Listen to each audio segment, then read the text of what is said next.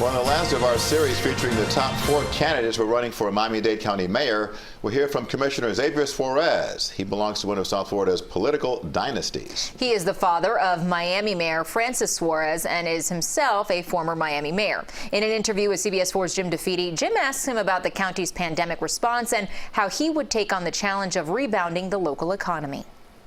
Did Miami-Dade County reopen too soon? Yes or no? I don't think so. I don't think so. I think there was a little bit of a lack of the kinds of measures that I would have put in place for restaurants, hotels, and other shops and other retail facilities, and you know, shopping centers, grocery stores, et cetera, to make sure that every single person that walks in doesn't have a temperature and that every employee doesn't have the virus.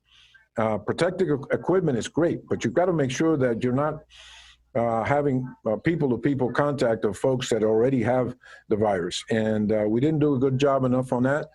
But yes, we reopened at the right time. How difficult is it to campaign under this environment? And what are the issues that you're trying to get across? Obviously, everyone is preoccupied with the pandemic, but what are the issues that you're hoping will break through for you?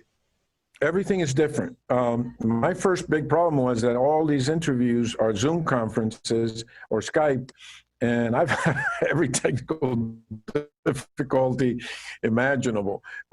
Plus, you know, not being able to meet up with people and not being able to be with your opponents in one forum where people can see you is a problem because, you know, it just isn't the same. The other issue is how many folks are actually going to show up at the polls as opposed to using absentee ballots. And if we rely totally, as it seems like we're heading in that direction, voting by mail, that is a little bit of a skewed electorate. And we're having to deal with that. I mean, we all have internal strategies and statisticians and experts, so-called experts helping us. It's not traditional politicking. There's not a lot of face-to-face. In some of my books, I've written about face-to-face democracy, you know, kind of direct democracy. You know, this is kind of far away from that. It's very electronic, a little bit detached, confusing. And I think, frankly, the voters are more looking at November than August, and that's a scary proposition. If people don't participate in August, we're not going to get a fair sample of folks in this county. Well, again, what's the major issue for you that you were trying to communicate with voters, trying to get them to break through the pandemic? Before the coronavirus, it was clearly transportation, and it still kind of is. And we have an opportunity now. We have an asset that came out of a liability. We've lost so much in revenues from the coronavirus. And we've slowed down, or we've reduced rather, the number of folks that are expected to use automobiles in the future, probably by 20% from people staying and working out of their homes. And then if we do free public transit, which I have proposed, I think that's another 20%. So we're going to have 60% of the traffic we used to have, and that bodes well for us. It's going to cost a little bit of money. The lost revenues from free public transit, which I have proposed, somewhere between $40 and $100 million. The next mayor of Miami-Dade County is likely to face some severe economic realities. You know, loss of sales tax revenue. The county budget is going to take a major hit.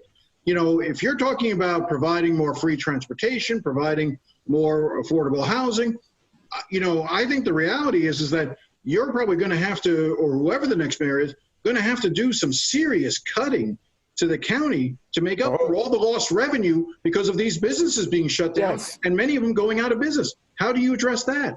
And I proposed that serious cutting back to 2011 when I was elected, and Chairman Martinez asked me to do a task force report. I thought I was going to get a lot of help. I ended up doing pretty much by myself.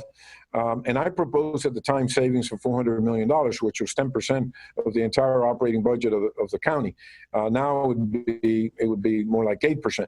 But serious cuts have to be made. I mean, we've been asked to approve $88 million in furniture, new furniture, $100 million in new automobiles.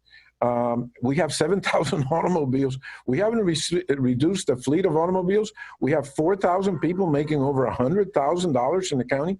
One department, the IT department, that hasn't fared too well in all of this, by the way, because these Zoom meetings haven't worked out real well, has, $211 million budget, a department that didn't used to exist 30 or 40 years ago. We have a lot of fat in the county, and I'll be cutting a lot of it. You can see more of Jim's interview as well as his interviews with the other candidates by visiting our website, cbsmiami.com/campaign2020.